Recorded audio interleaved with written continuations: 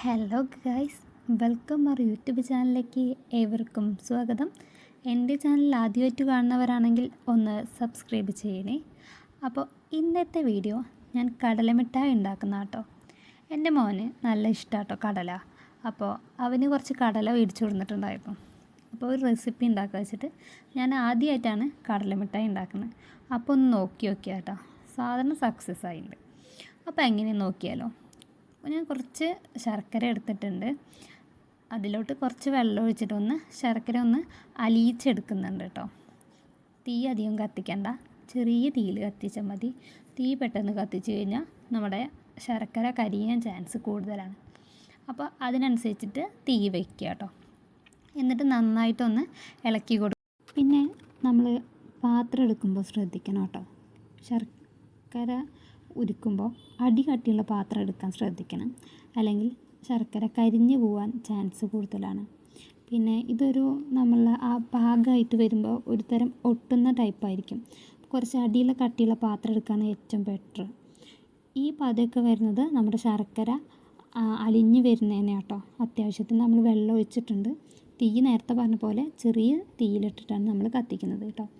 അപ്പോൾ നന്നായിട്ട് ഒന്ന് ഇളക്കി കൊടുക്കുന്നുണ്ട്. അപ്പോൾ ഏകദേശം നമ്മുടെ ശർക്കര ഒന്ന് ഉരുകി വന്നിട്ടുണ്ട്. ഇത് നമുക്ക് പാകമായോ എന്ന് നോക്കുക. എന്ന് വെച്ചാൽ മിഠായിയുടെ പാകമായോ എന്ന് നോക്കുന്നത്, നമ്മൾ കുറച്ച് പച്ചവെള്ളം എടുത്തിട്ടുണ്ട്.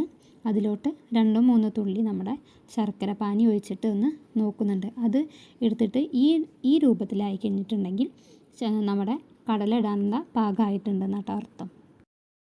ശർക്കര പാനിലോട്ട് കടല ഇട്ടിട്ടുണ്ട്. നന്നായിട്ട് ഇളക്കി കൊടുക്കണം കേട്ടോ. ഇളക്കൽ കൈവിടരുത്. ഈ ഇളക്കുമ്പോഴാണ് കടലയും ശർക്കരയും കൂടിയിട്ട് മിക്സ് ആവുന്നത്.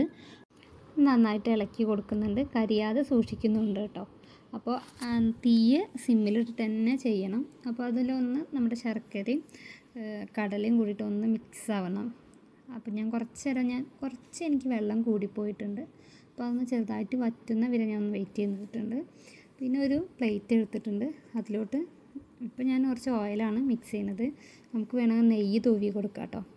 എന്നിട്ട് നമ്മൾ നേരത്തെ ഉണ്ടാക്കി വെച്ചിട്ടുള്ള കടല അതിലോട്ട് ഒഴിച്ചിട്ട് ഒന്ന് പരത്തി കൊടുക്കുന്നുണ്ട്. ഇത് പെട്ടെന്ന് സെറ്റാവും കേട്ടോ. അപ്പോൾ അതൊന്ന് ശ്രദ്ധിക്കണം, ഒന്ന് പരത്തി കൊടുക്കുക.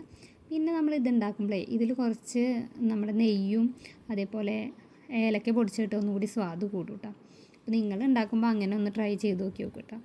പിന്നെ പെട്ടെന്ന് പോയിട്ടൊന്നും കൈ ഇടണ്ട, എന്താ വെച്ചാൽ കൈ നല്ലോണം പൊള്ളും. അപ്പോൾ ഇതൊന്ന് പരത്തിയതിന് ശേഷം ഒന്ന് കട്ട് ചെയ്തെടുക്കുന്നുണ്ട്. കട്ട് ചെയ്യുന്ന വീഡിയോ ഞാൻ എടുക്കാൻ വിട്ടുപോയി. അപ്പോൾ എല്ലാവരും ഒന്ന് ട്രൈ ചെയ്ത് നോക്കി വെക്കുക. സിമ്പിൾ റെസിപ്പിയാണ്. അടുത്ത വീഡിയോ ആയിട്ട് പിന്നെ വരാം.